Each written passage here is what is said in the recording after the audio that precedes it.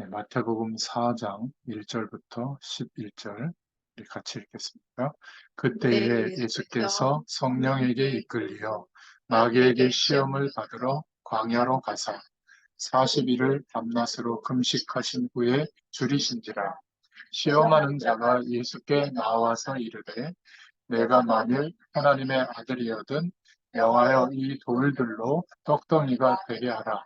예수께서 대답하여 이르시되 기록되었으되 사람이 떡으로만 살 것이 아니요 하나님의 입으로부터 나오는 모든 말씀으로 살 것이라 하였느니라 하시니, 이에 마귀가 예수를 거룩한 성으로 데려다가 성전 꼭대기에 세우고 이르되 내가 만일 하나님의 아들이어든 뛰어내리라. 기록되었으되 그가 너를 위하여 그의 사자들을 명하시리니 그들이 손으로 너를 받들어 발이 돌에 부딪히지 않게 하리로다 하였느니라. 예수께서 이르시되 또 기록되었으되 주 너의 하나님을 시험하지 말라 하였느니라 하시니, 마귀가 또 그를 데리고 지극히 높은 산으로 가서 천하만국과 그 영광을 보여 이르되 만일 내게 엎드려 경배하면 이 모든 것을 내게 주리라. 이에 예수께서 말씀하시되 사탄아 물러가라. 기록되었으되 주 너의 하나님께 경배하고 다만 그를 섬기라 하였느니라. 이에 마귀는 예수를 떠나고 천사들이 나와서 수종되리라. 오늘 마태복음 4장 1절부터 11절의 내용은 공생의 사역을 시작하시기 전에 기도하시고 계시는 예수님을 찾아와서 마귀가 시험했던 내용이죠. 우리가 좀 서론으로 생각해 볼 것은, 오늘 제목은 마귀의 시험이라는 제목이고 마태복음 8번째 시간을 지금 보고 있습니다. 어, 우리가 믿음이라고 할 때 대부분 뭔가 이렇게 신앙 행위를 통해서 갖게 되는 자기 확신을 이렇게 믿음이라고 생각할 때가 많거든요. 아니면 막 이렇게 두서없이 정신없이 막 살다가 뭔가 이렇게 집중되게 됐을 때 그런 뭔가 이렇게 예, 삶이나 일이 진행되는 것 같잖아요. 이제 그것을 믿음이라고 부둥켜 안고 어떤 사람들은 좀 감정적인 사람들은 막 뜨겁게 막 펄펄 뛰거든요. 그래서 뭐 엎어주는 일을 한다든지 아니면 뭐 구제 운동을 한다든지 뭐 선교에 구체적인 일들을 막 한다든지 또 어려운 사람들을 돕기 위해서 뭐 여러 가지 조직을 만들어서 한다든지 아니면 뭐 나라를 사랑하는 운동을 한다든지 막 굉장히 펄펄 뛰어요. 그런데 조금 있으면 헷갈리고 속고 좌절을 겪게 되는 게 대부분입니다. 왜냐하면 어, 우리의 믿음은 진리를 믿는 거거든요. 성경이 말하고 있는, 성경을 통해서 우리에게 하나님께서 알리시는 예수 그리스도가 왜 전부인가? 그 진리를 믿는 것이 믿음인데, 대부분 하나님을 모르는 사람들은 태어나서 성장하면서 알게 되는 내용들, 뭐 건강, 행복, 뭐 좋은 거, 안 좋은 거, 또 의미 있는 삶, 이런 모든 그 정보가 사실은 뭐냐면 말씀에 비춰보면 하나님 없이도 살만하다라는 조건들이거든요. 나쁜 것들은 아니에요. 근데 그게 진리의 영역에 속하지는 않는데 그런 거짓된 정보를 믿고 믿음의 근거를 거기다 삼고 막 몰두하는 겁니다. 그것도 10년, 20년이 아니라 뭐 50년, 60년. 결국 남는 것은 뭐죠? 자녀가 전부인 줄 알았는데 어느 날 자녀는 떠나잖아요. 이렇게 아직은 안 떠났지만 떠나서 살면 사실은 떠나 살아도 막 관여하고 싶고 막 그런데 자녀가 전부가 아니에요. 예수 그리스도 안에서 하나님이 우리와 함께 하시는 축복이 전부인데 그 정보는 얻을 수가 없고 경험할 수가 없기 때문에 살아야 되니까 사람들이 살아가는 그 내용을 가지고 우리도 사는 거예요.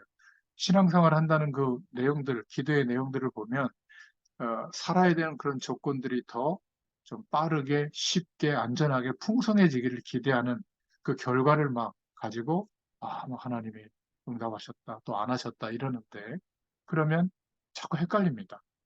또 자꾸 섞게 되고, 뭐 좀 강력하게 말하는 사람들의 주장이나 일어나는 어떤 현상들, 그것도 그냥 어, 약간의 현상이 아니라 막 어마어마한 기적 같은 일들이 벌어지면 거기에 이제 몰두하게 되는 거죠. 이름을 거론해서 미안하지만 허경영이라는 분, 나도 모르게 이렇게 유튜브 이렇게 검색하다 보면 알고리즘으로 떠요. 뭐 종교를 분리돼서 그런지. 한 번에 봤더니 야, 이렇게 터무니없는 소리를 하는데 제법 많은 사람들이 거기에 추종하고 있어요. 나는 무슨 뭐 이상한 그 정치 집단인 줄 알았는데 종교 세력이 그것도 막 사이비 종교.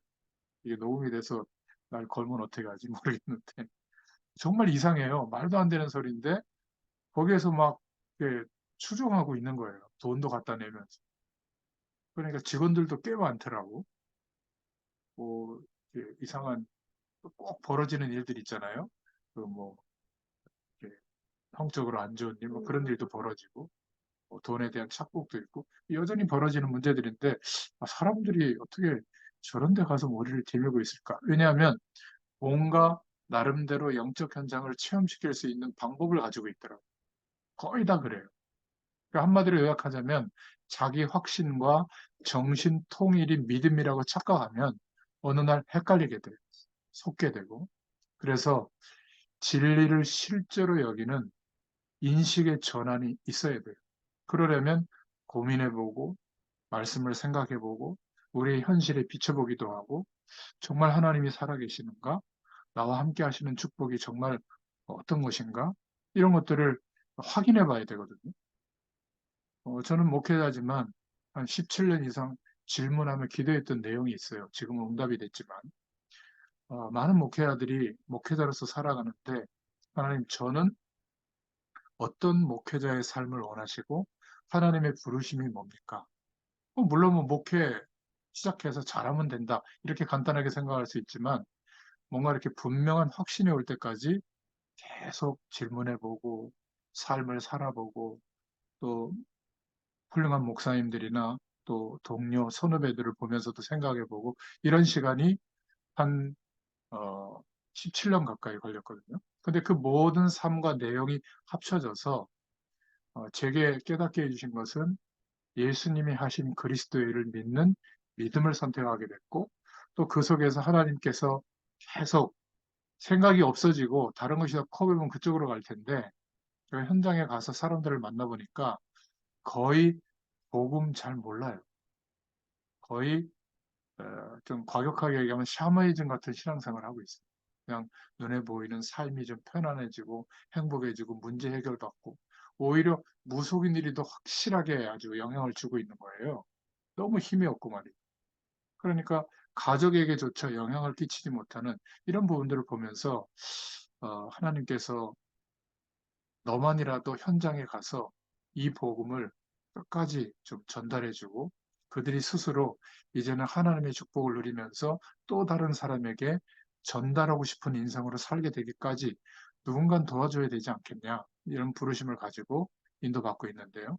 이제는 그 축복 속에서 선교 현장까지 이렇게 하나님이 문을 여시고 인도하시고 계신데 여러분 진리를 실제로 여기는 우리의 어떤 인식의 전환이 없으면 굿하는 모습하고 똑같아요.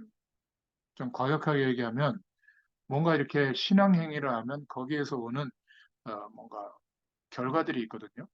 근데 그게 예수 그리스도를 믿는 믿음을 기준으로 하나님께서 허락하신 그냥 수천 배의 능력 정도가 아니라 그 능력이 없으면 절대로 한 사람도 변화시킬 수가 없어요. 자녀도, 부부끼리도 그렇고요. 부모님은 뭐 말할 것도 없고 나와 함께하는 내 현장의 사람들을 변화시킨다? 불가능합니다. 성령께서 함께 하시는 하나님의 축복이 실제가 되면 바뀌어요. 그래서 오늘 마태복음 4장 1절부터 11절의 내용을 통해서 다 알고 있는 내용이지만 성령 하나님께서 우리에게 함께하고 계신다. 이것을 실제로 누리는 내 나름대로의 성경적인 기도의 비밀이 있어야 됩니다. 그래야 이 흑암의 세력들과의 영적 싸움에서 승리하게 되죠. 어, 구약 시대의 요셉은 바로가 보니까 여호와의 신에 감동된 자라고 말할 정도였어요. 다윗도 보면 성령에 감동되었다. 이런 기록이 많이 나옵니다.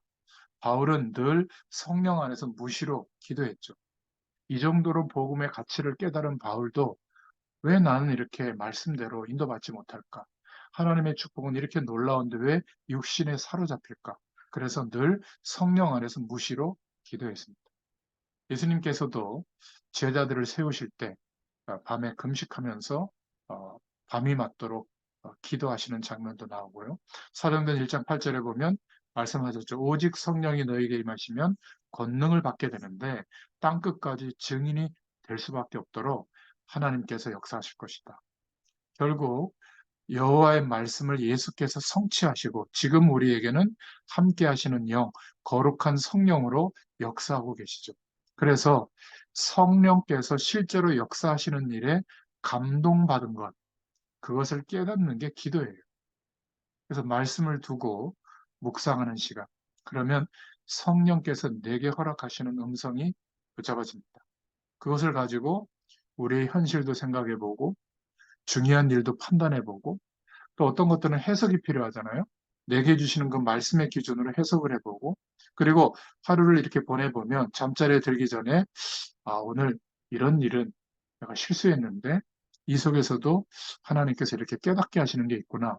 오늘 하나님이 내게 말씀해 주신 알게 하신 그 내용이 삶을 통해서 확인이 됩니다. 이러면 어떤 결론이 오게 되냐면 아무리 내 열심과 내 수준으로 노력해도 안 되는구나. 당연히 나와 함께 하시는 성령, 하나님의 도우심과 은혜와 힘을 구하게 되어 있어요. 바라보게 되어 있어요. 이 사람에게는 어떤 힘이 오죠? 영적인 힘이 옵니다. 내가 만들어낼 수 없는데 영적인 힘이 오면 지금보다 월등히 내 삶이 나아져야만 된다라고 생각했는데 그게 아니라 지금도 가능해요. 오히려 지금보다 못해도 가능해요. 못할수록 더 좋아요. 왜죠? 하나님의 역사하심이 더 나타나니까. 이렇게 이제 바뀌게 되거든요. 다른 사람보다 수천 배의 능력이 와 있다는 것을 깨닫게 됩니다. 그런데 안타까운 것은 대부분 성령의 실제함과 성령 충만함을 받는 이 관심보다는 당장 내 눈앞에 있는 이익 아니면 어려움, 뭐 사람들이 말하는 행복의 조건 이런 것들을 두고 많은 시간과 인생의 많은 그런 계절들을 막 거기다 쏟아붓거든요. 근데 어때요? 원점이에요, 원점. 거의. 오히려 퇴보하는 경우도 있고요. 사실은 뭐 그런 막 대단한 노력을 하지 않았다면 퇴보되는 일까지는 없을 텐데 특히 산업 현장에 제가 사람들을 만나보면 잘 될 때 힘들거든요. 왜냐하면 확장해야 되니까 꼭 대출을 받아서 빚을 내서 뭐 2호점이나 또 확장을 해요. 근데 하필이면 그때 뭐 IMF가 터지든지 뭐 코로나가 터지든지 아니면 뭐 음식점 같은 경우는 뭐 무슨 뭐 돼지 무슨 콜레라가 돌든지 막 이래가지고 터무니없이 자기가 잘못한 게 없는데 재앙 수준으로 그냥 직격탄을 입어요. 뭐 병원 같은 데는 환자 하나가 시술을 잘못해가지고 막 의료사고 제기하니까 다 멀어지다 보면 병 폐업하고 말이죠. 그러니까 이런 거를 볼 때 성령의 충만함과 그 힘과 능력으로 인도받는 비밀이 없다면 어떤 사람도 예수 믿는다고 할지라도 결국은 문제와 사건과 어려움을 해결하는 수준밖에 안 되는구나. 또 다른 사람에게 영원하신 하나님의 축복을 설명할 길이 없으니 뭐라고 설명하겠어요? 건강해진다 했습니다. 나 따라서 교회 가면 자녀 잘 된다. 너, 나갔던 남편 돌아온다. 그 사업 하나님 잘 되게 한다. 주로 이제 보이는 걸 가지고 얘기할 수밖에 없는 거죠. 또 그런 간증들을 듣고 감동하는 겁니다. 뭐 나쁜 건 아니지만 하나님께서 우리와 함께 하시는 축복이 어떻게 나는 체험되고 있다. 이것을 어떻게 누리고 있다. 이것을 전달해주고 설명해주고 도와줄 수 있어야 되잖아요. 그러면 어떻게 되죠? 사실 어떤 교회에 있어도 괜찮아요. 근데 대부분 사람이나 분위기나 또 교회의 어떤 시스템을 쫓아가는 거지 막상 그 사람과 포럼하고 대화해 보면 과연 얼마나 성령의 충만함을 누리는 나름대로의 비밀이 있는가. 또 우리의 삶 속에서 하나님이 맡기신 사람들을 어떻게 세워갈 수 있는 전도에 대한 구체적인 내용과 방법이 찾아져 있는가 거의 전무합니다. 그러니까 모이는 예배당 중심으로 결집만 하는데 이것도 불신자가 전도되는 게 아니라 거의 교인들의 이동이에요. 그러니까 더 대형마트가 아니지. 더 큰 교회로 옮길 뿐이에요. 그냥 편안하게. 왜냐하면 너무 작은 교회들은 일거수일투족이 서로 막 충돌이 되고 막 관심사가 되고 막 평가를 받고 이러니까 그냥 큰 교회 가서 이렇게 예배 드리고 아멘하고 와도 별 서로 이렇게 지장이 없는 그렇잖아요. 동네 구멍가게 가는 거하고 차 몰고 가서 대형 슈퍼마켓이나 쇼핑점에 가서 그냥 필요한 거 할인 다 받아서 사는 게 훨씬 낫잖아요. 그죠? 그러니까 교회도 지금 그런 문화가 돼가지고 작은 교회는 부족하다고 생각하고 목사님도 부족하다고 생각하고 이제 교인들도 안 가요. 아예 불신자들도 작은 교회는 능력이 없다고 생각해요. 위기입니다, 위기.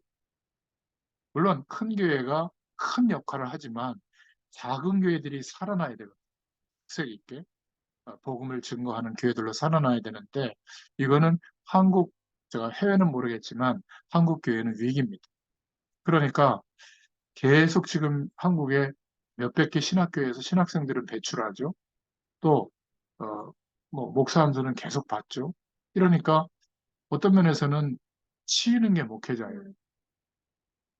그러니까 성도들도 감당하기가 힘든 거죠. 이렇게 목회자들이 많이 나오고 또 은혜 받는 목사님과 같이 교회를 개척해 본들 또 그 한계 속에 있고 말이에요. 여러분 성령의 충만함을 받는 비밀이 있으면 어디에 있어도 괜찮고요. 영적 싸움에서 승리하게 됩니다.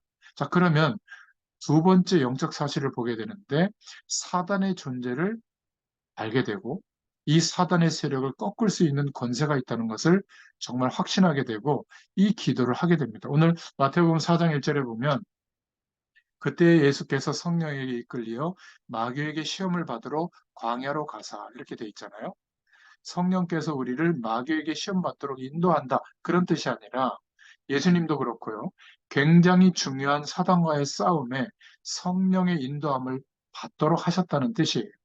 그래서 성령의 충만함을 입는 비밀이 우리에게 있다면 그것이 가장 큰 힘이 됩니다.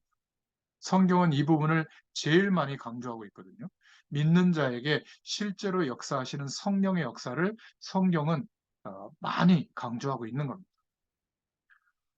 여호와의 말씀을 예수님께서 다 성취하시고 성령으로 지금도 믿는 자들에게 함께 역사하신다. 또 그 반대로 현장에는 지금 사단과 악한 영들이 많은 사람들을 말씀의 축복이 임하지 못하도록 예배의 축복을 누리지 못하도록 임마누엘의 축복이 회복되지 못하도록 괴롭히고 속이고 있습니다. 지금도 건재하고 있죠. 마태복음 25장 41절에 모든 민족에게 복음이 증거되고 난 이후에 주님이 심판주로 재림하시는데 그날까지는 죽는 존재가 아니라 지금도 역사하고 있습니다. 인간이 죽어서 어떤 이상한 영적 상태로 바뀌거나 환생하거나 이거는 하나님 없는 문화권 속에서 뭔가 영적인 일들은 일어나니까 그거를 표현하는 내용들이죠. 사단, 천사, 우리의 영혼은 죽는 존재가 아닙니다. 지금도 어, 영원한 지옥, 영적 감옥에 갇히기 전까지는 얼마든지 활동하고 있다는 사실을 기억해야 됩니다. 왜 성령의 충만함을 누리는 비밀이 있어야 되느냐? 못 이깁니다. 우리의 결심과 우리의 노력과 우리의 각오로 사단의 공격과 속임수를 못 이겨요. 여러분, 이 세상이 얼마나 괜찮다고 여겨지도록 속여요. 아니면 반대로 담쌓도록도 속여요. 극단적 이율론을 우리에게 집어넣어가지고 신앙생활 잘하는 것 같은데 절대로 영향을 못 주는 또 그런 캐릭터로 가요. 이게 너무 안타까운 겁니다. 그러니까 나만, 우리만, 이런 사람들만 하나님과 직통하고 있고 나머지는 다 가짜다. 또 이런 캐릭터를 떼요. 현장에서 주로 전도운동, 말씀운동하는 그런 세력들을 보면 교회들을 다 무시하고 목회자들을 무시하고 여기 메시지, 여기만 옳다고 하는 거거든요. 그게 이단이에요. 경계해야 됩니다. 하나님은 모자란 목회자들, 모자란 교회에도 주인 되세요. 여러분 이걸 인정해야 돼요. 마찬가지로 우리가 복음을 좀 깨달았다고 해서 영적 우월감에 사로잡히는 순간 똑같이 사단에게 속게 되는 겁니다. 이건 주의해야 돼요. 그래서 이 사단은 첫 번째로 엄청난 문제를 야기시키고 있는데 성경 구절 몇 개를 적어놨는데요. 계시록 12장 1절부터 9절에 하늘에서 추방되어져서 세상을 영적으로 어둡게 만들었죠. 어떻게 해요? 하나님 없이도 살만한 세상이다라고 완전히 시스템화 해놓은 겁니다. 그 속에서 살도록. 그것을 벗어나면 큰일 나는 줄 알아요. 여러분, 직장 없으면 큰일 나는 줄 아는데, 지금 뭐 자연인이라는 그 프로그램이 장수 프로그램이잖아요. 거기 보면 직장 생활 안 해요. 그 사람들이 산속에서 그냥 조그만 땅 사가지고 거기서 그냥 주는 거 먹고 거기서 나오는 거 팔아서 그냥 조금 살고 그런데도 건강하게 살아요. 물론 정상적인 어떤 가정생활 이런 건 되지 않지만 우리보다 훨씬 문화권이 낮은 데 가보면 과연 살 수 있을까 싶은데 살아요. 우리는 너무나 지금 우리가 살고 있는 문화와 지금 이 시대에 맞는 환경적인 조건에 하나님의 역사에서 내가 기대하는 쪽으로 응답이 오면 축복이라고 생각하거든요. 지금도 이스라엘 땅 가보세요. 그리고 광야 한번 가보세요. 성경 말씀이 그때 임한 거거든요. 구약 시대에. 우리의 행복의 기준과 완전히 다릅니다. 지금도 그 베두인 민족, 그 사막 광야에서 사는 사람들의 삶은 그때나 지금은 그렇게 차이 없어요. 물론 핸드폰 하고 있더라. 정보는 다 이제 받고 있지만 삶은 거의 나아진 게 없어요. 자, 그렇다면 우리가 생각하는 복, 이것과 하나님께서 우리에게 알리시고 함께 하시는 축복은 어마어마한 차이가 있는 겁니다. 그런데 사단은 이 세상의 조건으로 우리가 살아가도록 속이고 있는 겁니다. 창세기 3장 1절부터 20절에 아담과 하와를 여지없이 넘어뜨렸죠. 그리고 요한복음 8장 44절에 보면 영적으로 하나님께 속할 길이 이렇게 넓어졌는데 믿음의 길을 누구에게 줬는데 모르도록 그래서 모든 인류를 장악하고 영적으로 너희의 아비가 되도록 이렇게 해버린 거죠. 이런 사실들을 이해한다면 영적 지식이 우리에게 있는 겁니다. 많은 목회자들이 하나님의 말씀을 증거하면서도 언급을 주로 안 하는 게 이 사단에 대해서. 왜냐하면 이상한 집단, 종교 집단, 이단의 세력들이 사단을 막 그렇게 얘기하면서 위협해서 자신들에게만 어떤 하나님의 계시가 있다라고 이렇게 이상한 메시지를 하다 보니까 그런 것들을 경계하느라고 목회자들이 언급을 안 하지만 이 사단은 지금도 귀신의 세력들 활동하고 있습니다. 베드로전서 5장 7절부터 8절에 우는 사자같이 배고파서 두루 다니며 삼킬 자를 찾고 있다. 현장을 본 겁니다. 베드로 사도 믿는 자라고 할지라도 삼키려고 찾아다니는 거예요. 야고보서 4장 7절에 그래서 이 사단 귀신의 세력을 달래거나 피하거나 주문을 외우러 가지 않고 마귀를 대적하라. 예수 그리스도의 이름으로 꺾을 수 있기를 바랍니다. 어디를 가든지 어떤 모임에 가든지 누구를 만나든지 먼저 그 사람과 그 현장의 역사는 마귀의 세력을 꺾어야 돼요. 속으로. 이거는 대놓고 마귀야 물러가라 남편한테 그러는데 그건 이상한 거죠. 남편이 마귀입니까? 아니잖아요. 그죠? 에베소 4장 20절부터 27절에 보니까 분명히 사람 속에 들어가서 역사합니다. 믿는 자들에게도 틈타죠. 계시록 2장 9절부터 10절에 보면 사단의 회를 갖고 있습니다. 엄청난 조직을 갖고 있어요. 정사와 권세를 장악하고 있죠. 여러분 이거 그냥 눈에 안 보이니까 에이, 뭐 그렇지 하고 넘어가는데요. 어마어마합니다. 이것을 정말 피부로 느끼고 있다면 정말 우리가 기도해야 돼요. 우리 자녀들을 위해서도. 그리고 과학자, 의학자가 무시하는 만큼 어떤 일이 벌어지고 있냐면 영적인 질병화되어져서 귀신 들린 사람들이 많아요. 귀신의 영향을 받는 사람들. 차라리 좀 수행을 해서 뭔가 이렇게 나름대로 영매의 역할을 하면 그래도 어, 결정적으로 악영향을 줘서 그렇지 막 주변 사람들을 막 이상하게 하지는 않는데 이 귀신 들려서 시달리는 사람들은 굉장히 심각한 영향을 줘요. 더군다나 이 부분을 우리가 인정하지 않고 있기 때문에 고민하고 시달리다가 결국은 답을 낼 수 있는 방법이 내린 곳에서 아예 신을 모시는, 귀신을 모시는 이런 무속인 또는 공부하고 학습해서 하는 역술인 이런 사람들이 지금 100만 명이나 있어요, 우리나라에. 계속 증가하고 있습니다. 이 사람들이 지금 문화와 접목해가지고 여러분 유튜브에 들어가 보면 유튜브에서 매일 그 상담해 주면서 이거 하는 사람들이 많아요. 무속인들 중에. 신전 봐준다고 하죠. 뭐 카페로 파고든 것도 뭐 이미 굉장히 많고요. 실제로 지금 이 사람들이 조직을 갖춰가지고 무속인들은 약간 좀 이상한 모습이지만 어떤 협회나 자기 나름대로의 공동체를 만들어가지고 거기에 누가 가냐면 유력 정치인들과 유력 기업인들 굉장히 초엘리트들이 많이 갑니다. 시달리니까. 뭔가 중요한 결정을 해서 뚫고 나가야 되는데 이게 안 되니까 이들이 지금 확보하고 있는 어떤 영계의 어떤 귀신의 센 귀신들이 있나 봐요. 이런 귀신들의 도움을 받아가지고 얘기한 대로 하니까 되는 거예요. 그런데 이거에 대해서 왜 교회가 믿는 우리가 예수 그리스도의 이름을 가지고 기도할 때 성령으로 역사하시는 축복에 대해서 강조를 하지 못할까요? 모르는 건 아닐까요? 들어서 알고는 있는데 한 번도 경험 못 해본 건 아닐까요? 불건전 신비주의를 추정하는 사람들이 느꼈던 영적인 어떤 경험, 이런 것보다 못한 체험을 하고 있는 건 아닐까요? 그러니까 많이 알고 있는데 사람들이 평가하거나 사람들이 말하는 것 때문에 막 위축되거나 상처받거나 내가 지금까지 인식해왔던 어떤 진리를 대하는 태도가 확 바뀌어요. 이건 진짜 문제 있는 거 아닙니까? 그거는 현상이고 문제일 뿐이지 내게 그리스도를 깨닫게 하시고 성령으로 역사하신 분은 하나님이시잖아요. 이걸 가지고 가는 겁니다. 나머지는 어떻게 하죠? 하나님이 정리하시겠죠. 저의 인생도 그래요. 돌이켜보면 계속 시행착오했습니다. 우리 집사람이나 저희 아이들이 저를 볼 때는 별로 존경할 만한 게 없을 거예요. 그러나 돌이켜보면 전부 합쳐서 제 신분이 한 번도 번복된 적이 없어요. 항상 성령께서 인도하시는 길로 나중에 보니까 가 있더라고요. 이 사실을 믿어야 될 줄로 믿습니다. 그러니까 어떤 단체에서 말하는 귀신론 그게 아니에요. 이들에게 복음을 전해줄 마음까지 가져야 되는데 전해주면 살거든요. 그런데 아예 귀신의 세력을 인정조차 안 하고 어떻게 역사하는지 사단의 전략도 모르니까 그냥 피하기만 하는 겁니다. 그러니까 어떻게 돼요? 아예 당당하게 자기의 실체들을 밝히죠. 또 뭐 박철인가 뭐 이런 내용도 올라오더라고. 그 무슨 이쁘게 생긴 그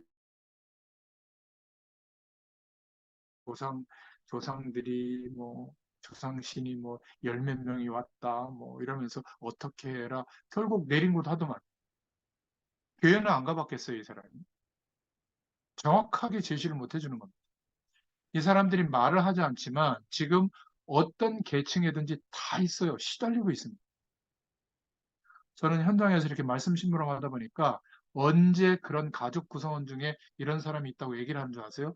최소한 3년 정도 이 말씀을 듣는 가운데 얘기하더라고요. 처음부터 얘기 안 해요. 감추려고 해요, 전부. 이러다 보니까 이 억울하고 힘든 사람들이 갈 수 있는 곳은 한 군데밖에 없어요. 딱 깃발 들고 보여주는 곳. 종교 범죄 집단으로 가는 곳. 너무나 중요한 사실을 인정하지 않고 있기 때문에 우리가 현장에서 이 복음이 전달돼야 되는데 아예 있는지도 몰라요. 결국은 이 종교 범죄 집단 속에 가서 영적으로 사로잡히면 해결된다고 생각하는데 더 사로잡히게 되는 거예요. 그러니까 터무니없는 소리를 하는데도 거기에 막 추종하는 세력으로 바뀌는 거예요. 저는요, 이렇게 극단성을 띠는 뭐 여러 가지 그 모습들을 보면 어떻게 저럴 수 있을까? 영적으로 사로잡혀 있구나. 이렇게밖에 생각할 수가 없어요. 하나님의 역사는 상식을 파괴하는 게 아니거든요. 상식적으로 우리가 살아야 되는데 상식적으로 사는 것으로 안 되는 그 부분을 하나님이 역사하세요. 언제? 하나님이 원하시는 뜻과 계획에 맞다면. 그게 성령의 역사지. 상식을 다 무너뜨리고 말이지. 갑자기 막 공부도 하나도 안 했는데 하나님이 막 기도하니까 답을 다 보여주고 막 어디에 됐다. 뭐 그럴 수도 있죠. 하나님이 특별한 계획이 있으면. 그러나 그게 일반화돼 버리면 어떻게 되죠? 삶이 무너지는 겁니다. 그죠? 뭐 예를 들어서 이 동네가 유지되려면 나름대로 이 동네에 질서들이 있잖아요. 뭐 주민센터도 있고, 그죠? 여러 가지 뭐 전기라든지 수도라든지 상수도라든지 뭐 공공질서 이런 거를 지켜야지 이런 거 다 무시해버리고 그냥 내 마음대로 막 이게 막 하나님의 뜻이라고 해가지고 막 몰두하면 어떻게 될까요? 아마 다 따돌림 당할 겁니다. 그것이 마치 내가 막 세례요한처럼 하나님이 내게만 이런 정의로운 막 하나님의 은혜를 줘가지고 내가 사명을 감당하고 있다. 이렇게 착각이 오면 어떻게 되죠? 사단에게 또 이용당해요. 참 이게 안타까운 겁니다. 그래서 세 번째로 사단은 예수님에게 와서 시험을 했는데 어떻게 시험을 했을까? 우리는 기억하셔야 될 것은 하나님이시요 하나님의 아들 예수 그리스도에게 시험을 걸었다는 것은 이 사단은 보통 존재가 아니라는 겁니다. 우리가 두려워할 필요는 없지만 우리 정도 넘어뜨린 데는 아무것도 아니라고 생각할 거란 말이에요. 그래서 두려워할 필요는 없지만 사단이 어떤 전략으로 어떻게 역사하고 있는지 정도는 알아야 됩니다. 예수님께서 40일 동안 금식기도 하셨죠. 중요한 공생의 사역을 시작을 앞두고 예수님도 육신을 입고 오셨기 때문에 금식하면서 기도하셨습니다. 바울팀도 사역을 시작하기 전에 기도처를 먼저 찾았고요. 예수님도 12제자를 세우기 전에 밤새 기도하셨습니다. 하나님이 다 하시지만 중요한 일을 두고 금식으로 기도하는 장면들이 많이 나옵니다. 우리는 시험에 들지 않고 이길 수 있는 답들을 기도 속에서 많이 찾아야 되는데 왜 성경에는 중요한 일에 금식하며 기도했을까? 여러분 이 답을 찾으려면요. 뭐 굶어보면 안 돼요. 저도 40일은 못하고 한 20일 정도 해봤는데 생각이 다 없어져요. 배고프다. 20일 언제 끝날까? 인간이 아주 단순해져요. 뭐 여러분 왜 기도가 안 되는 줄 아세요? 생각이 많아서 그래요. 근데 금식을 하면 여러분 한 끼만 안 굶어도 허기지잖아요. 3일만 굶어보세요. 생각이 굉장히 단순해집니다. 말씀에 집중돼요. 그거는 안 굶어봐서 그래요. 금식 기도를 못 해봐서 그래요. 전체적으로 하나님이 다 하시지만 우리가 금식하며 기도할 때 중요한 문제를 두고 중요한 일을 앞두고 물론 우리가 응답을 받아내는 것도 중요하지만 기도에 긴 시간을 갖는 것이 중요한데 기도 자체가 응답이에요. 진짜 응답은 하나님의 응답은 이거다 저거다가 아니라 시간이 지나면서 하나님의 역사를 하나님이 이루시는 것을 보는 게 진짜 응답입니다. 그래서 어떤 일을 두고 오랜 기도의 시간을 갖는다는 것은 굉장히 중요한 거예요. 교회에서도 중요한 일들을 두고 시작하기 전에 금식하는 기도의 팀을 짜서 릴레이 기도를 하잖아요. 시간을 정해서 굉장히 중요한 의미가 있는 겁니다. 그래서 우리는 어디를 가든지 누구를 만나든지 중요한 일을 앞두고 내가 어떤 내용을 가지고 언제 기도할지를 기도의 스케줄을 짜는 것은 중요해요. 응답이 온다, 안 온다 이전에 우리가 기도의 중심을 가지고 살고 있다면 다른 인생을 살게 될 겁니다. 자, 마귀는 그러면 어떻게 예수님께 시험했는가? 예수님이 하필이면 40일 금식했다고 나와 있거든요. 그때 배고픈 것을 알고 절묘한 시험을 한 겁니다. 빵처럼 생긴 돌을 가지고 이거 빵을 만들어 먹어봐라. 우리 한국 성경에는 떡을 만들어 먹어봐라. 이렇게 얘기했는데 물질적인 것, 육신적인 것을 내놓고는 영적인 것을 잃어버리게 하는 겁니다. 우리가 눈에 보이는 것, 이 땅을 사는 여러 가지 조건들, 거기에 관심을 돌리고는 영적인 것을 모르도록 만드는 거예요. 성령 충만이 반드시 필요하거든요. 하나님 주신 힘이 있어야 돼요. 오늘 하루 동안에도 사단은 호시탐탐 파고드는 통로가 너무나 다양해요. 상관없이 살려면 하나님 주신 힘과 은혜가 있어야 될 줄로 믿습니다. 그러니까 어, 대부분의 사람들은 눈에 보이는 걸 가지고 많이 판단을 해요. 그러나 실제로 영적인 문제화되고 있는 것은 잘 모릅니다. 주로 이제 교회 많은 얘기를 하더라도 보면 이런 것들 때문에 분쟁이 일어나기도 하고 또 가족끼리 일어나는 문제도 사실은 그 가족 구성원의 실수이기도 하지만 배후에 이 세력이 역사하고 있는 거거든요. 그래서 뭘 뺏어가죠? 영적인 축복을 뺏어가는 거예요. 모르도록. 성령으로 함께하고 계시는데 심각하게 큰일 난 것처럼 막 마음이 거기에 묶여버리는 거예요. 예수님은 어떻게 대적했죠? 신명기의 말씀을 통해서 마태복음 4장 4절에 보면 하나님의 말씀으로 대적했는데 사람이 떡으로만 살 것이 아니다. 하나님의 입으로 나오는 모든 말씀으로 산다. 이렇게 꺾었습니다. 두 번째, 그러니까 예수님을 성전 꼭대기에 데리고 가서 내가 하나님의 아들이 맞다면 뛰어내려 봐라. 시편 91편. 사단은요, 말씀까지 인용합니다. 주의 천사가 와서 내 발을 받들지 않겠느냐. 그때 예수님은 4장 7절에 보면 예수께서 이르시되 또 기록되었으되 주 너의 하나님을 시험치 말라 하였느니라. 하나님은 경배의 대상이지 시험의 대상이 아니라는 거죠. 여러분, 이게 무슨 시험이에요? 명예심을 자극하는 겁니다. 뛰어내려봐라. 그러면서 하나님의 축복을 놓치도록 만드는 거죠. 지금 우리나라와 전 세계의 정치가들, 지도자들, 또 작은 교회도 그렇지만 큰 교회, 종교인들이 어렵게 만드는 것이 뭐냐면 사단이 공격하는 통로가 명예심이에요. 명예심이 뭐죠?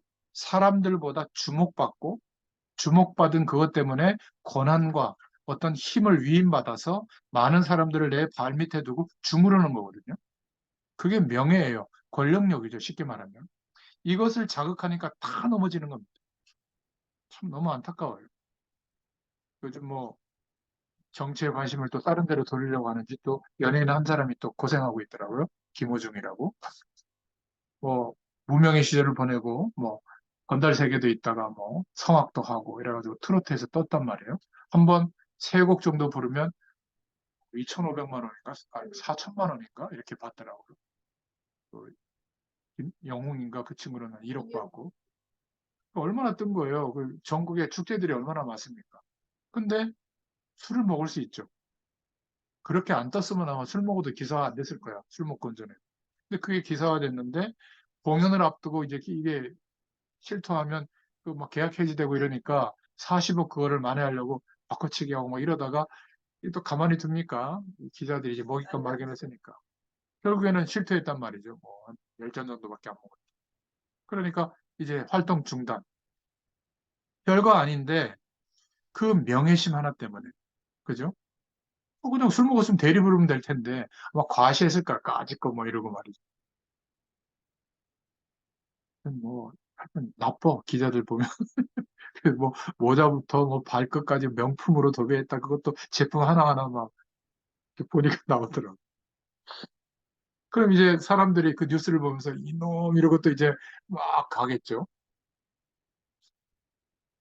명예심. 여러분, 교회 안에 일어나는 문제들을 보세요. 뭐 때문에? 명예심 때문이에요. 내가 누군데 나를 못 알아줘? 이거 아니에요? 주로 싸움이? 나보다 훨씬 못한 것들이 말이야, 저렇게 주장하고 말이지. 이것 때문에 기분 나쁘고 교회 간두잖아요. 거의 이런 겁니다. 보니. 아니, 예수 그리스도와 함께 죽었다며. 안 죽었어. 딱 그 순간을, 그 부분을 건들면 막 일어나는 거죠. 그래서 우리가 옛 자아가 죽었다고 우리가 믿음으로 고백했지만 항상 살아나거든요. 복음 앞에 우리 자신을 비춰봐야 돼요. 저는 예외냐? 저도 똑같습니다. 욱하는 게 얼마나 많은지. 결국 우리에게는 다 명예심이라는 게 있는데 이 명예심에 너무 집중돼 보면 사단의 통로가 바로 여기가 된다는 것을 기억해야 됩니다. 교회 안이나 사회에서 보면 특별한 행동을 하는 사람들이 여기에 걸려드는 거예요. 꼭 기억해야 됩니다. 주 너의 하나님을 시험치 말라. 이렇게 대적했죠. 세 번째, 높은 곳에 올라가서 이 세상을 보여주면서 내게 엎드려 절해라. 무슨 시험이죠? 경배의 대상을 바꾸는 겁니다.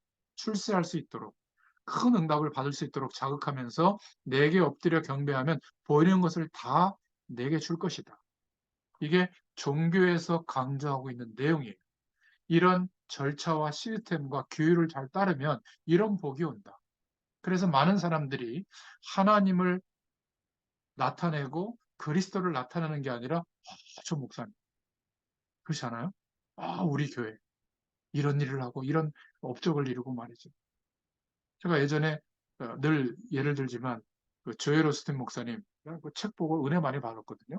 가보니까 교회 분위기가 그래요. 우리 목사님 또 막 모습이 무슨 연예인 깜찍게 생겨가지고요. 막 보면 막 천사 같아 얼굴이. 거기다가 메시지도 얼마나 좋은지만. 그리고 거기에 막 기도 사역자들이 한 4천 명 나와가지고 몇만 명 예배 드리는데 한 5분 10분 동안에 4층 5층 그 체육관 예배실인데 거기에 다 기도받을 사람이 나와가지고 뭐라고 우리에게 기도해줘요. 그때 어마어마한 기적도 일어나요. 병도 낫고 말이죠. 그러면 어떻게 생각되겠어요? 그냥 중보자가 없어. 조엘 오스틴 목사님 설교와 그분의 기도면 다 되는 거예요. 위험하다고 제가 느꼈거든요. 우리 교회들은 어떤가? 다른 메시지 듣지 마. 다른 모임 가지 마. 다른 영향 받지 마. 내 메시지만 들어. 이러지 않습니까? 아니, 하나님이 역사하시면 어때요? 누구를 통해서 역사하시면 되지. 그리고 우리 교회 나가면 배신자고, 다른 교회 가면, 다른 교회 사람들이 우리 교회 오면 잘했다 그러고. 정말 제가 볼 때는 위기입니다. 한국교회 위기. 아마 저도 목회를 했으면 그랬을지 모르겠는데, 정말 많은 부분들이 보여져요. 그건 무슨 내용이죠? 경배의 대상이 바뀐 거예요. 그렇지 않습니까? 자녀, 외모, 성공, 행복의 조건, 이런 게 경배의 조건이에요. 내 안에 우상의 조건들이 너무나 많아. 서로 싸워요. 우열을 다투느라. 예수님께서 뭐라고 말씀하셨죠? 4장 10절에 사단아 물러가라. 기록되었으되 주 너의 하나님께 경배하고 다만 그를 섬기라 하였느니. 똑같습니다. 이 사단의 근본적인 속이는 시험하는 전략은 선악과를 따먹은 것처럼 눈에 보이는 것, 먹는 것, 물질적인 걸 가지고 몰두하도록 속여요. 몰두하는 게 나쁜 게 아니라 속는 게 나쁜 겁니다. 영적인 축복이 이렇게 크게 와 있는데도 상대적 박탈감, 빈곤감을 더 느끼는 거예요. 지금도 성령 충만할 수 있는데 그런 조건이 없기 때문에 이 축복이 안 온다고 생각하는 거예요. 아무것도 아닌 그 자리, 위치, 그 영원할 것 같잖아요? 아닙니다. 다 내려옵니다. 저는 훌륭한 목회자들도 보면 다 돌아가시더라고요. 결말이 좋게 소문나는 목회자들이 거의 없어요. 제가 보니까 한두 분 빼고. 너무 안타까워요, 이게. 영원할 것 같지만. 이거를 누가 보고 있죠? 불신자들이 보고 있는 거예요. 정확한 눈으로 보고 있거든요. 하나님의 진짜 축복을 모르도록 놓치게 만드는 겁니다. 사단의 본론은 뭐죠? 하나님께 경배하지 말라는 거. 다른 거 좋은 게 많다. 여기에 몰두해서 살아라. 은혜 받지 마라. 그냥 주일날 예배 드리고 와라. 근데 은혜 받지는 마라. 매일 은혜 받는 길이네. 그거 모르도록 막아버리는 겁니다. 내게 경배해라. 하나님께 경배하지 마라. 그때 예수님께서는 주 너의 하나님께만 경배하라 하였느니라. 우리의 경배 대상은 하나님밖에 없어요. 여러분 한번 생각해 보세요. 정상적으로. 우리는 이상하다고 생각하지만 돼지 머리 이쁜 거 웃는 거 놓고 돈 코에다 꽂고 입에다 꽂아가지고 절을 하고 경배해요. 거기까지는 이해돼. 근데 또 자기들이 썰어서 먹어 안주를. 거기다 절하고 경배하는 게 이상하지 않아요? 아니 무슨 명패를 나무에다 이렇게 써가지고 거기다 절하고 말이죠. 아니 사과 같은 거 이렇게 제대로 까지도 않아 위에만 까고 날려놓고 거기다 절을 하고 또 자기들이 먹어. 좀 이상하지 않아요? 이런 걸 얘기해서 이상하게 느끼지만 사람을 숭배하고 어떤 신념과 가치를 숭배하고 물론 좋고 존경은 해야 되지만 경배의 대상은 하나님밖에 없다. 나머지 것은 전부 사단의 전략인 줄로 믿습니다. 우리가 하나님께 경배하지 않고 예배에 실패하도록 이렇게 만드는 것이 사단의 본론이고 목적이에요. 아주 중요한 시험입니다. 결국 영적인 축복은 하나도 모르고 체험도 못하고 늘 상대적 빈곤함, 박탈감을 느끼다가 헤매다가 죽는 겁니다. 예수 믿는 사람이 제일 안타까운 게 이거예요. 하나님의 참된 축복도 모르고 명예심에 걸려들어서 실수하는 거예요. 그거 별것도 아닌데. 결국 예배에 실패하는 거죠. 얼마나 판단은 난무하는지. 하나님께서 말씀하신 내용이 있는데 하나도 못 붙잡고 있는 거예요. 사단은요, 하나님의 말씀이 선포되는 거, 바르게 선포되는 거 굉장히 두려워합니다. 그래서 지금까지 복음 전하는 전도자들, 말씀 운동하는 사람이 나오기만 하면 가로막았어요. 이단이라고 하면서 막고 이상한 공격을 하고 말이죠. 좌우지간 말씀 운동만 펴면, 복음의 말씀 운동만 펴면 사단이 막았습니다. 이게 전략이에요. 또 어떤 전략이냐면 반대로 우리가 하나님의 말씀을 현장에서 전한다고 하면서 여러 가지 비정상적이고 이탈되는 행동을 하는 이런 경향이 너무나 많아요. 이것도 사단의 전략. 그러니까 우리가 말씀으로 누군가를 돕는다고 할 때 궁극적으로는 이 사람이 속해 있는 교회에서 복음적으로 성령의 도우심을 받아서 신앙생활 잘할 수 있는 방법으로 도와야 될 거 아니에요. 그죠? 어떤 문제가 있어도 상관없는 사람으로 세워야 될 거 아니에요. 그런데 우리 교회, 내 메시지, 우리 단체에서 말하는 것만 옳다. 이거는 굉장히 이상하게 분리시키는 거거든요. 그것도 사단에게 속는 겁니다. 자세히 한번 생각해 보세요. 그것을 굉장히 아주 강조하고 우리만 옳다라고 말한 사람도 제가 많이 만나봤는데 아직 그 자리에 있지 않아요. 오히려 거꾸로 막 공격해요. 틀렸다고. 참 안타깝더라고요. 사단은 하나님의 말씀 막는 것을 목적으로 합니다. 하나님께 경배하지 말고 내게 해라. 그럼 전부 주겠단 말이죠. 선악과 사건과 전략이 똑같아요. 내가 만약에 선악과를 따먹으면 눈이 밝아져서 하나님처럼 될 것이다. 그러니 먹어라. 엄청난 약속과 계약을 어기도록 선악과를 먹어라. 여러분, 선악과 사건이 아무것도 아닌 것처럼 보이지만 실패하는 모든 영적 원리의 출발점이에요. 이 사단이 아담과 하와를 넘어뜨릴 때도 눈에 보이는 거, 물질적인 것을 가지고 넘어뜨린 겁니다. 그리고 넘어뜨릴 때 명예심을 자극했죠. 먹어봐라. 하나님처럼 된다. 선과 악을 알게 된다. 그러면서 근본적으로 하나님과의 계약, 언약을 잊어버리도록 만든 거예요. 똑같습니다. 우리도 지금 어딘가에 몰두하고 있다면, 복음 외에 임마누엘의 축복이 어딘가에 몰두하고 있다면 결국은 영적인 축복을 놓치고 살고 있을 거예요. 그럼 어떻게 될까요? 판단하고 비방하고 싸우고 용서하고 기다려주고 화해하고 이게 안 되는 거예요. 참 이게 안타까운 겁니다.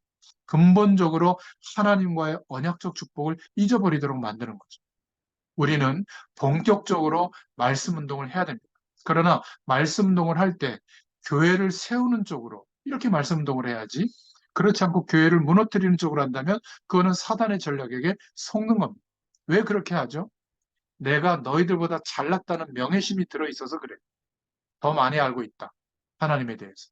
뭔가 내가 본때를 보여주겠다, 해보겠다는 육신적인 어떤 동기가 들어있어서 그렇습니다. 정말 하나님께 영광 돌려드리는 섬기겠다는 중심이 아니기 때문에 그런 거거든요. 두 가지를 꼭 기억해야 돼요. 하나님의 말씀 운동을 일어나는 거기에 가로막지 마시라. 사단의 전략입니다. 또 반대로 복음 전한다고 하면서 말씀 운동 한다고 하면서 교회를 무너뜨리거나 주의 종들을 업신여기게 만들거나 복음이 훼손되는 이것도 사단의 전략에게 속는 겁니다. 그러면 제2, 제3의 문제가 계속 일어나게 되는 거죠. 기억하세요. 하나님의 말씀이 퍼져나가는 것을 막거나 말씀 운동한다고 하면서 이탈 행위를 하는 것은 둘 다 사단의 전략입니다. 예수님은 오늘 본문에 보니까 말씀으로 마귀의 시험을 이겼죠. 기록되었으되, 이게 전부 다 말씀을 인용해서 하시는 말씀이거든요. 신명기 8장 3절에 뭐라고 말하고 있냐면 사람이 떡으로만 살 것이 아니다. 정말 우리가 사는 것은 하나님의 말씀으로 사는 것이다. 신명기 6장 16절에는 주 너의 하나님을 시험치 마라. 하나님은 믿음의 대상이지 시험해야 될 대상이 아니라는 거죠. 또 신명기 6장 13절에 말씀을 가지고 주 너의 하나님께만 경배하라 하였느니라. 승리하셨죠. 우리도 하나님의 언약이 기준이 되어야 될 줄로 믿습니다. 진리가 기준이 되는 믿음을 소유할 수 있기를 축원드립니다. 사단의 유혹을 이겼을 때 믿음의 승리를 하고 난 후에 4장 11절에 보니까 하나님께서는 주의 천사들을 보내셨죠. 똑같아요. 우리도 믿음을 가지고 승리하고 나면, 마귀의 시험에 승리하고 나면 하나님은 주의 천사들을 보내사 하나님의 큰 역사를 이루게 하실 줄로 믿습니다. 오늘 결론을 맺겠습니다. 결론 첫 번째로, 귀신의 세력, 사단의 존재에 대해서 의심하십니까? 그런 분이 오늘 말씀 듣는 분 중에 있다면 창살 있는 밖에서 문을 잠그는 정신병원 수용소에 한번 가보세요.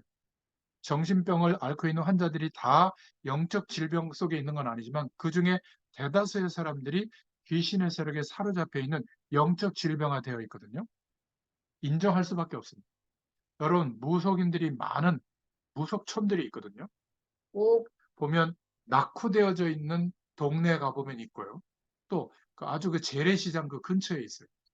한번 가보세요. 만나보세요. 정말로 귀신에 사로잡혀서 역사하고 있는, 그런 활동하고 있는 무속인들이 있습니다. 제가 만나보니까 한 40%밖에 안 돼요. 많이 해서. 나머지는 공부한 무당, 그리고 역술인들이 많고. 이런 사람들이 100만 명이나 되거든요. 이들을 만나보면 왜 무속인이 됐는지, 왜 이 길을 갈 수밖에 없는지. 정말 귀신에 사로잡힌 무속인은 제가 들어갈 때 십자가가 보인다고 목사님 아니냐고 아예 딱 얘기를 하더라고. 맞다고. 왜 이런 데 오시냐고. 오면 저희들이 힘들다고. 사실은 어, 무속인들에 대해서 안 좋게 얘기하는데 저는 그렇게 보지 않고 다 뭔가 진리를 찾는 사람들인데 어떻게 지금 이런 일을 하고 있고 어떻게 하는지 좀 들어보고 싶어서 목회자가 알 수가 없지 않느냐. 좀 차 한 잔 주시라. 이러면 마음 열고 얘기를 하더라고. 근데 좀 약한 귀신을 붙잡고 있는 그 무속인들은 안 된다고 막 가라고 그래요. 근데 약간 좀 뭐라 수행을 하고 있는 센 귀신을 가지고 있는 무속인들은 들어오시라고. 오히려 자기의 기준을 나한테 막 설명도 하고 그러더라고. 정말 존재한, 지금도 역사하고 있거든. 다행히 정상적인 영적인 질병이 없는 사람들이 귀신의 세력이 안 보여요. 그런데 어릴 적부터 보이는 사람들이 있어요. 시달리거든요. 거의 무속인 되는 친구들이 이쪽까지 가는 거예요. 교회에서 복음에 정확한 답을 주지 못하니까 영적 현상을 이야기하는데도 뭔가 실제적인 답이 안 되니까 여기 가서 머리를 디미는 거죠. 두 번째 결론. 사단의 전략을 잘 알고 대처하자. 지금도 육신적인 것을 가지고 명예심을 자극하면서 경배 대상을 바꾸면서 뭘 못 깨닫도록 하나님의 축복을 모르도록 말씀을 못 깨닫도록 예배의 축복을 못 누리도록 하는 것이 사단의 전략입니다. 그렇다면 우리에게 하나님의 부르심과 하나님의 뜻이 맞다면 말씀 붙잡고 기도할 때 하나님의 응답이 반드시 나타나게 될 줄로 믿습니다. 여러분 눈을 뜨고 자세히 우리의 한 주일 동안 삶의 현장을 보세요. 밖에 세상에 안 보이는 세력들이 흑암 가운데로 사람들을 완전히 끌고 가고 있어요. 그런데 안타까운 것은 예수 믿는 사람들을 보세요. 성령의 역사가 안 보여요. 본인도 잘 몰라. 그러니까 불신자들 돕기는커녕 하나님을 모르는 사람들에게 끌려다녀요. 그들의 도움을 받고 살아야 해요. 어떻게 다른 사람을 돕겠어요? 분명히 영적 사실은 실제합니다. 성령의 역사도 실제지만 사단의 세력도 실제로 역사하고 있습니다. 우리가 이 두 가지 사실을 보면서 오늘 예수님께 찾아왔던 시험하려고 했던 마귀의 시험을 보면서 우리의 현실 속에서도 우리는 물론이거니와 우리가 만나는 사람들에게 설명해 줄 수 있어요. 너무나 많더라고요. 질병 때문에 고통당하고 질병의 마지막은 영적 세력에게 사로잡고 감사하게도 저는 이렇게 말씀 전하는 분들 중에 그 말기 암 환자들, 병원에서 포기한 환자들이 들어오는 그 병원, 요양병원을 하고 계시는 그 집사님이 있는데, 제가 내일 또 갑니다, 그 병원에. 왜냐하면, 그 진단을 해보니까, 하나님 말씀 듣겠다고. 그래서 영접 기도는 해놨는데, 복음 말씀을 좀 전달해 주라고. 많아요. 정말 비참하게. 아직도 안 돌아가시고 있다고. 목사님, 내일은 꼭 오셔야 된다. 정말 우리의 삶 속에 멀쩡하게 살아가는 것 같지만, 보이지 않게 시달리는 사람들이 보일 겁니다. 여러분, 그들에게 마귀가 이렇게 시험하고 있다는 것. 그래서 그것에서 해방되는 길이 있다는 것. 이것을 꼭 전달해 주시는 또 한 주일 되시기를 축원드립니다. 하나님 감사합니다. 하나님께서 오늘도 마태복음의 말씀을 통해서 우리의 현장에 또 우리의 삶에 가장 중요한 진리가 기준이 되도록 말씀해 주심을 감사합니다. 어떤 시험도 이길 수 있도록 성령으로 충만한 은혜를 덧입게 하여 주시옵소서. 증인으로 서게 되는 또 한 주간 되게 하여 주옵소서. 예수님의 이름으로 감사하며 기도드렸습니다. 아멘. 감사합니다.